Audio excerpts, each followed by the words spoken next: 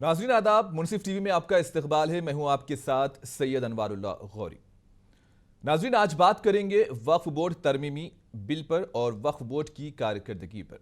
मोदी हुकूमत ने मुसलमानों को उनकी औकाफी जायदादों से महरूम करने के लिए वक्फ तरमीमी कानून लाने के लिए बिल को पार्लियामेंट में पेश किया था, जिसकी अपोजिशन ने जमकर मुखालिफत की, जिसके बाद इस बिल को जेपीसी से रुजू किया गया। इस बिल पर मुबाहिसे के लिए जेपीसी की अब तक कई मीटिंग्स हो चुकी हैं और अगर यह बिल जेपीसी में मंजूर हो जाती है तो वक्फ कानून बन जाएगा। अगर वक्फ का कानून बन जाता है तो सबसे पहले मुल्क भर की तमाम औकाफी जायदादों पर से वक्फ बोर्ड का कंट्रोल खत्म हो जाएगा। और अगर वक्फ बोर्ड किसी अराजी पर अपना दावा पेश करता है तो इसके लिए वक्फ से पहले जमीन खरीदने वाले मालिक की तफसीलात होनी चाहिए, टाइटल दस्तावेज वक्फ बोर्ड में जमा करवानी होगी और फिर इसके बाद जांच होगी।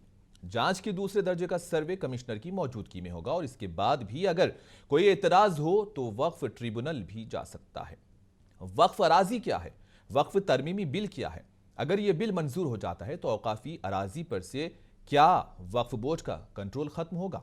जबकि मोदी हुकूमत वक्फ तरमीमी बिल के जरिए औकाफी अराजियात का तहफ़्फ़ुज़ करने का दावा कर रही है। इस बात में किस हद तक सच्चाई है, इस पूरे मामले पर बातचीत के लिए हमारे साथ इस वक्त मौजूद हैं अबुल फताह सैयद बंदगी बादशाह कादरी, सज्जादा नशीन व मुतवल्ली, शरीक मोतमद कुल हिंद जमीयतुल मशाइख, रुकन रियासती वक्फ बोर्ड तेलंगाना, साबिक रुकन रियासती हज कमेटी मुत्तहिदा Andhra Pradesh, director Telangana chamber of trade industries promotion, इस वक्त हमारे साथ मुनसिफ टीवी के स्टूडियो में मौजूद हैं। चलते हैं उनके पास और तमाम तफसीलात हासिल करेंगे कि इस वक्त जो बिल पार्लियामेंट में पेश किया गया था, जेपीसी के पास तजावीज़ रवाना की जा रही हैं, इन तमाम पर से क्या पोशीदा हक़ाइक़ हैं, जानने की कोशिश करते हैं। सर, आपका प्रोग्राम में इस्तकबाल करता हूँ, खैर मकदम करता हूँ। सर, सबसे पहले सवाल यह है कि वक्फ बोर्ड की जो कारकर्दगी होती है, वक्फ बोर्ड का जो क़याम हुआ, वक्फ बोर्ड किस तरह से फलाही और मजहबी इदारों को अपनी खिदमात आमदनी के जरिए पहुंचाता है, पहले तो इस पर थोड़ी रोशनी डालें, उसके बाद फिर हम आगे बढ़ेंगे। देखिए, सेंट्रल वक्फ एक्ट जो अमेंडमेंट आया था 1954 जी, उससे पहले बरतानिया हुकूमत के वक्त 1923 या 29 में जो है 1923 जी उसका वो हुआ और 1954 में एक फुल फ्लेज एक्ट था, उसको रिपील किया गया बाय 1995। अच्छा, फिर तरमीम उसमें जो है अपग्रेडेशन बोलिए बेहतर वर्किंग पॉलिसी के तहत 2013 का अमेंडमेंट आया। वक्फ की अराजी से जो इनकम जनरेट फेच की जाती है that has to be spend on the object of वक्फ। It is clear principle. मसाजिद के लिए जो ज़मीन है उस पर आशुर खाना नहीं बन सकता, मस्जिद की जगह मस्जिद रहेंगी। आशुर खाने की जगह आप बेहतर है मस्जिद बल्कि मस्जिद नहीं बना सकते। अच्छा, दरगाह की जगह आप मस्जिद नहीं बना सकते, मस्जिद की जगह आप दरगाह नहीं बना सकते। ये जो ऑब्जेक्ट ऑफ वक्फ है, जो नेचर ऑफ वक्फ है, that will remain for ever till nature. और इसकी कारकर्दगी बेहतर करने के लिए यही है कि हमको एनक्रोचमेंट्स, सबसे बड़ा एनक्रोचमेंट हमारा जो है वो गवर्नमेंट का because of the lapse in rectification of revenue records. जहाँ पर भी रेवेन्यू रिकॉर्ड में सरकारी दर्ज किया गया है उसको जो है with reconcile with that of Waqf record नहीं किया गया, उसकी वजह से हमारे केसेस पूरे कलेक्टर से बैटल चल रहा है। नई तरमीमी बिल में कलेक्टर को इख्तियार दिया जा रहा है, तो कलेक्टर यहाँ खुद मुद्दई है और मुद्दई खुद जज कैसा बन सकता है। और फिर जब तक डिसीजन नहीं हुआ वो कलेक्टर की कस्टडी में लैंड अराजी रहेंगी। अच्छा, आप अंदाज़ा लगाइए कि एक अक्यूज्ड को आप कह रहे हैं कि विक्टिम आप ही के हवाले रहेगा जब तक इसका फैसला नहीं आया, वैसी बात हो गई है। दूसरी चीज़, जो वक्फ का मौजूदा क़ानून है वो इतना बेहतर है कि जब चीफ़ एग्जीक्यूटिव ऑफिसर वक्फ बोर्ड उसको रजिस्टर्ड करता है तो उसकी जो है डुअल स्क्रूटनिंग ये होती है कि जो सर्वे कमीशन वक्फ हैं, जैसे कि हमारे रियासत में मुत्तहदा आंध्र प्रदेश में 1964 से 80 तक सर्वे कंक्लूड हुआ। जी। जो आईएएस ऑफिसर्स थे, not below the rank of IAS, महबूब मियाँ, गुलाम अहमद एंड बोदान मियाँ, ये लोग सर्वे कमीशन वक्फ रहे, appointed by government, not by Waqf board. अच्छा। तो ये सबसे पहले वाजे हो जाए कि सर्वे कमीशन वक्फ को गवर्नमेंट अपॉइंट करता है और वहाँ कोई रिस्ट्रिक्शंस नहीं है। तो वो ऑफिसर जो है सर्वे करने के बाद गज़ट पब्लिकेशन के लिए वो सर्वे फॉर्म और डिटेल्स जाते हैं। जब गज़ट पब्लिकेशन होता है तो 1 साल की मुद्दत दी जाती है। अच्छा। 1 साल की मुद्दत में कोई अगर क्लेम आएगा तो उस क्लेम को एड्रेस किया जाएगा और जब उससे क्लियर होने के बाद ही एब्सोल्यूट होगा। जी। तो ये सारे प्रॉपर्टीज़ जो है ऑलरेडी कंक्लूड होने के बाद उसके दस्तावेज़ात और उसका फिज़िकल इंस्पेक्शन होके सर्वे होके गज़ट छपे हैं। That all gazettes itself is a notified document, अच्छा। पब्लिकेशन है। और उस ज़माने में जो है ये सारे दस्तावेज़ात को, सबको, प्रैक्टिस को, वक्फ बाय यूज़र को, सारे चीज़ों को मद्देनज़र रखते हुए इसको गज़ट पब्लिकेशन के लिए भेजाया गया। अच्छा। आज हमको सबसे बड़ा जो ड्रॉबैक हो रहा है, एक एम्बिग्यूटी है जी। वो एम्बिग्यूटी ये है कि वक्फ बोर्ड को गज़ट प्रिंटिंग चार्जेस के लिए हुकूमत जो है प्रिंटिंग प्रेस के जानिब से मुतालबा हुआ। अच्छा। वो मुतालबा जो है 92 में ख़त्तो किताबत हुई। अच्छा। मुतालबा होने के बाद 99, 2000, 2003 में पेमेंट हुआ इंस्टॉलमेंट्स में 18 लाख, 11 लाख, 10 आई थिंक 10 लाख या कुछ चिल्लर। बहरहाल इस तरीके से जो है उनको डीडीज़ के ज़रिए पैसे पहुंचाए गए। जी। तो gazette publication will take place after the payment of the gazette charges to the government and the printing press. Printing press जो प्रिंट किया तो गज़ट के अंदर जो डेट जो आई, जो आपके पैसे जाने के बाद की 2000, 2001, 3 and all that. But in between the 1954 act repealed by 1995। अब अपफ्रंटली जज को यह दिख रहा है कि योर एक्ट इज रिपील्ड। इस पे 1995 एक्ट क्यों लिखा हुआ नहीं है? तो इसमें जो है we have got irreparable loss in losing the cases at the admission stage, quashing of गज़ट्स।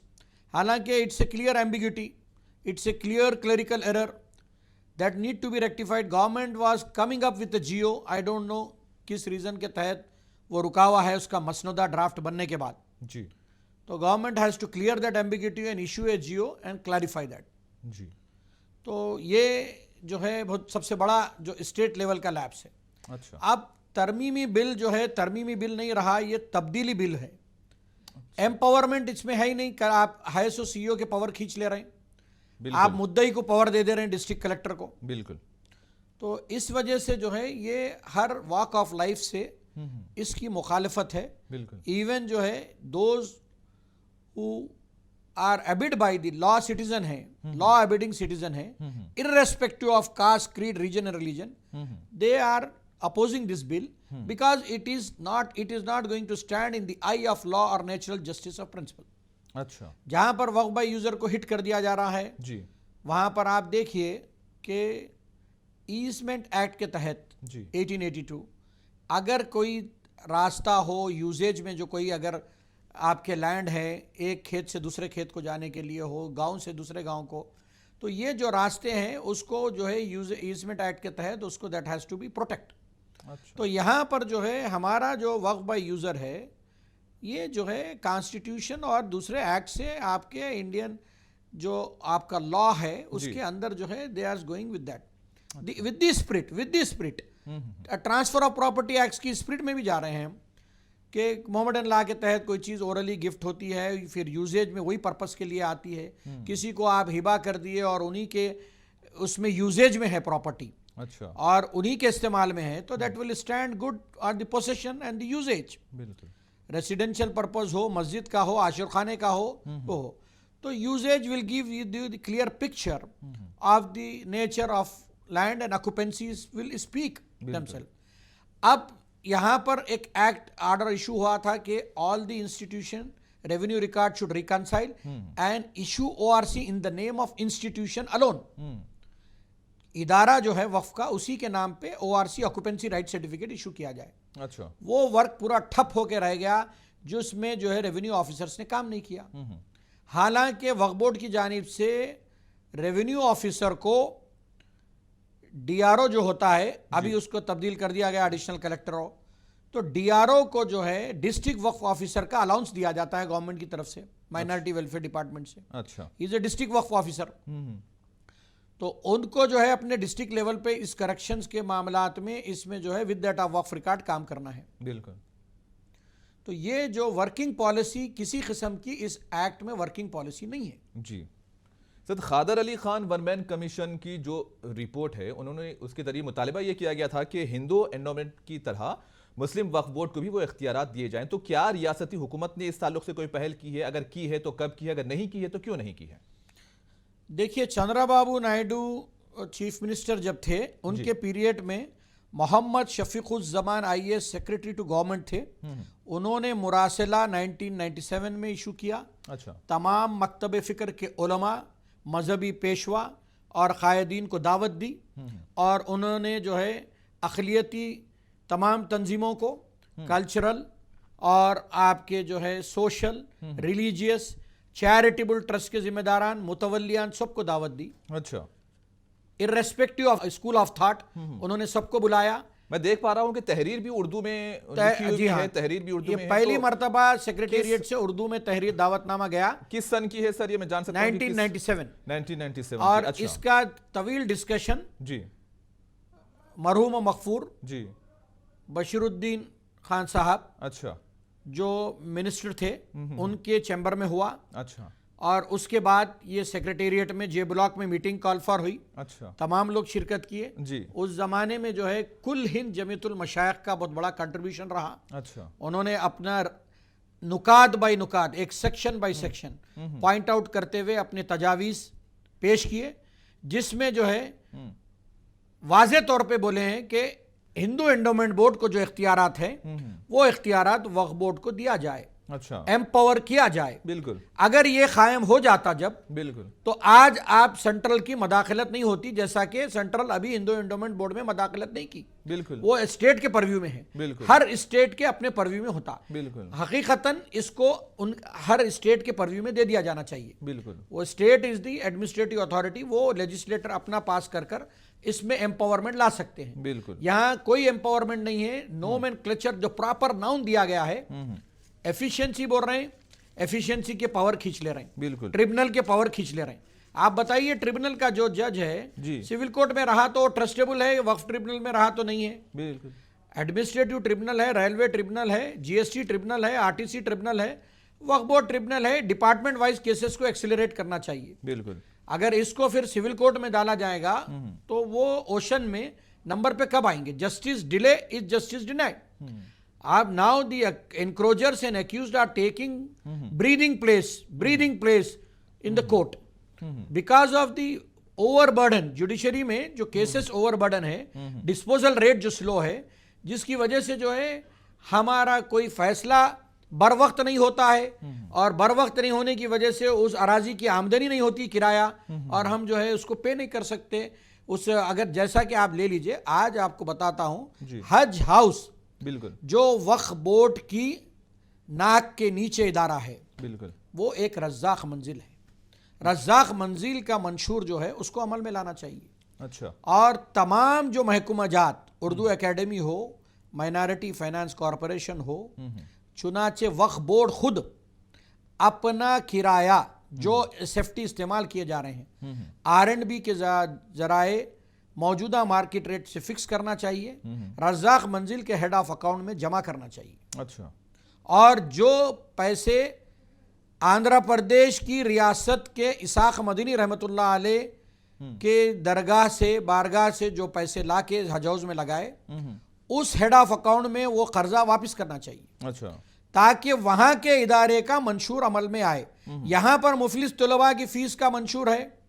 आप बताइए कितने डेली वेजेस और पार्ट टाइम वर्कर्स और कितने वर्कर जो है कोविड में जो जॉब खो दिए, ये बिलो पॉवर्टी लाइन सेक्टर आज अपने बच्चों के स्कूल के फीस पे करने से कासिर है जी।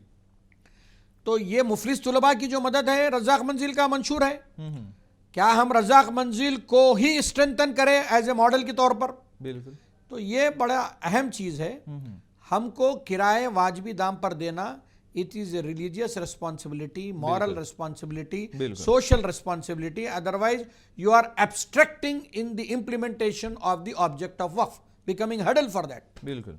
जो बोर्ड है सर, मुस्लिम वक्फ बोर्ड है, जो मौजूदा सेक्शन यानी कि सेंट्रल वक्फ एक्ट के तहत आता है, तो ये कितना डेमोक्रेटिक है और इस ताल्लुक से आपका क्या कुछ कहना है? देखिए, मौजूदा उसमें तो डेमोक्रेटिक है, उसको और भी डेमोक्रेटिक बनाना चाहिए। बिल्कुल। मगर इट इज देखिए, elected body should be more than the nominated body. अब यहाँ पर जो है मुस्लिम एमपी के जुमरे से एक मेंबर होता है, मुस्लिम एमएलए के जुमरे से एक मेंबर होता है, मुस्लिम एमएलसी के जरिए से एक मेंबर होता है। अच्छा। ये बार काउंसिल के जरिए से 2 मेंबर होते हैं, 1 और 2, और मुतवल्ली कैटेगरी से 2 होते हैं। तो मुतवल्ली कैटेगरी से उसमें और डेमोक्रेटिक वे में चाहिए कि भाई ये जैसे कि मुतवल्लियान जो है जागीर कम्यूटेशन होल्डर अपॉइंटेड बाय जागीर एडमिनिस्ट्रेटर भी है। अच्छा। सर्टेन मुतवल्लीज who has vest with the जागीर एंड अतियात that will only appoint by virtue of succession. उनको सक्सेशन लेना पड़ता है, अतियात कोर्ट हो या सिविल कोर्ट हो, कॉम्पिटेंट सिविल कोर्ट, उसके बाद ही वो इन्हीं के वारिस है। He is qualified to step into the shoe of his father by virtue of eldest son to perform the rituals as सज्जादा नशीन and to manage the institution as a mutawalli. Mutawalli is a manager. Sajjada Nashin is a totally spiritual post by lineage, by virtue of khilafat, mostly by virtue of eldest son. So these are the practice. तो ये जो है institution का जागीर commutation holder institution के भी members इसमें होना चाहिए, तो बल्कि 2 के बजाय 4 होना चाहिए। It has to be in a more democratic way. और मैं तो जो है पीटीआई को वहाँ कहा था कि दिल्ली में जब उन्होंने पूछा तो मैं कहा कि भाई आज सबसे बड़ी आप बताते हैं कि हमारी जो है प्रॉपर्टी वक्फ की ज़्यादा है, और हम कहते हैं कि when we go to the Google says that Catholic church trust is having the biggest land bank.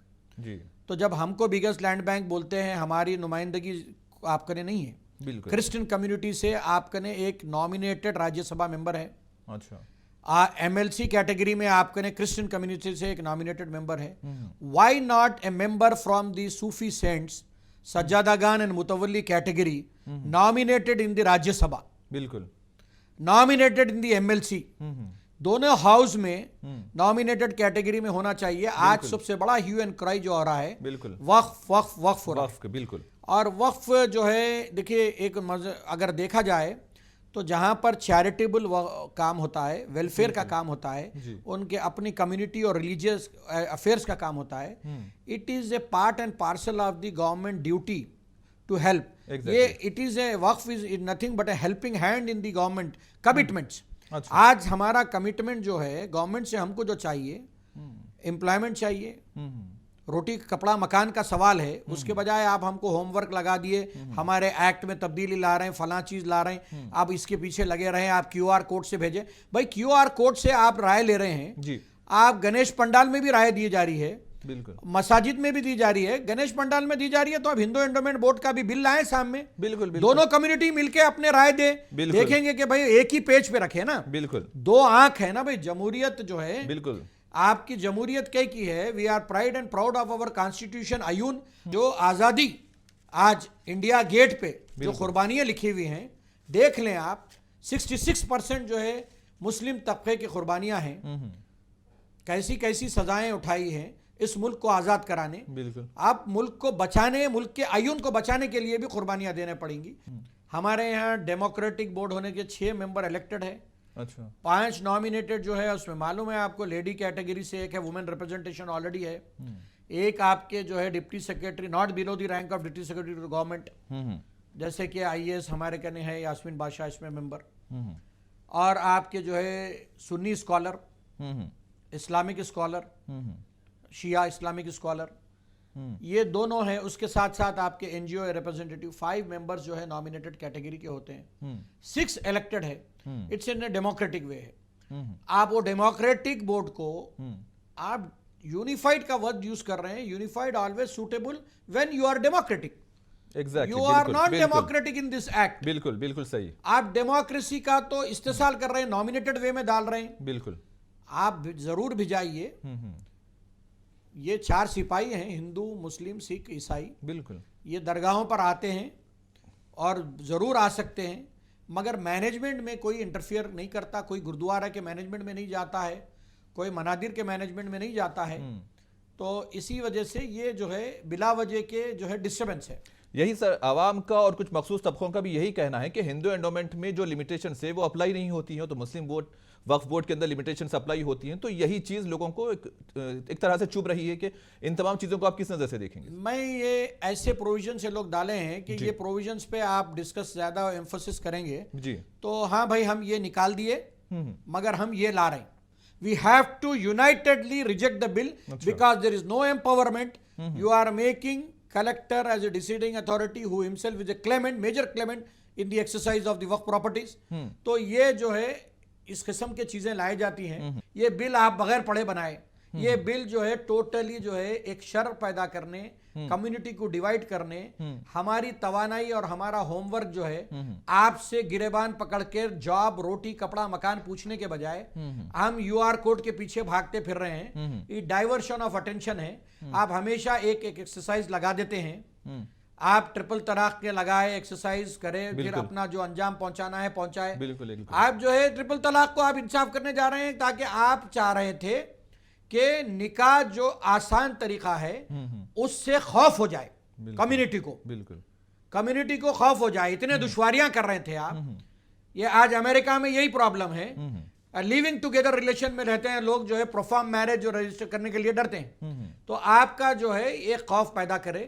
मगर यहां पर ट्रिपल तलाक का रेट हमारी कम्युनिटी में बहुत कम है।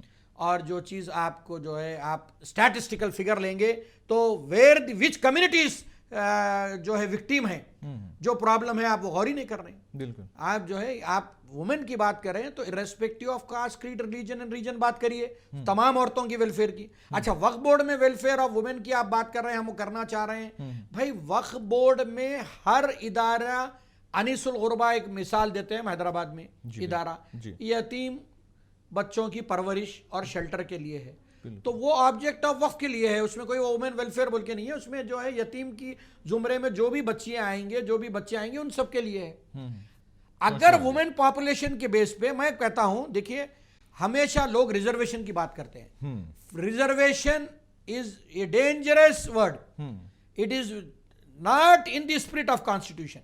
I want proportionate representation. Based on the population you give representation to women.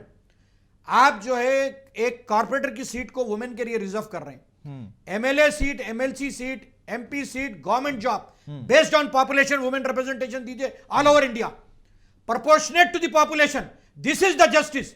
Weather it is ST, whether it is BC, whether is the women gender, हर पार्टी अगर इंसाफ की बात कर रही है, यूनिफाइड की बात कर रही है, एम्पावरमेंट की बात कर रही है, तो उस तबके को वही रिप्रेजेंटेशन दे जिनका जितना पॉपुलेशन इस मुल्क में है।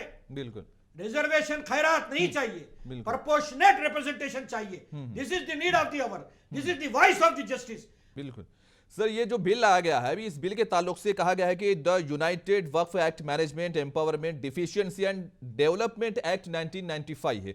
और अगर ये बिल 1995 को मतलब इस तरह से कहा जा रहा है कि एक उम्मीद के तौर पर अगर इसको देखें तो एक उम्मीद, तो किस तरह की उम्मीद, जबकि ये बिल सिर्फ एक कानूनी मसला है या फिर मुसलमानों की शनाख्त को खत्म करने या फिर उनके वुरसे को खत्म करने का? तो इस सवाल मेरा ये देखिए, ये एक तो शरीयत में जो मदाखलत हो रही है, बिल्कुल the unified word is a blanket umbrella and a road map towards uniform civil code।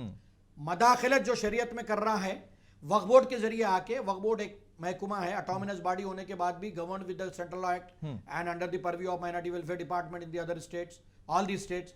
तो लिहाजा जो है government has a right to poke their nose, so they are coming towards Waqf board. they are not saying you uniform civil code, but when they are fracturing, they are interfering, indulgence in the practicing of Muhammadan law, that is called you are laying a carpet and a road map towards the uniform civil code। ये काम आप इस रास्ते से करना चाह रहे हैं। बिल्कुल। दूसरी चीज एम्पावरमेंट, तो इसमें कहीं भी वक्फ एम्पावरमेंट नहीं है।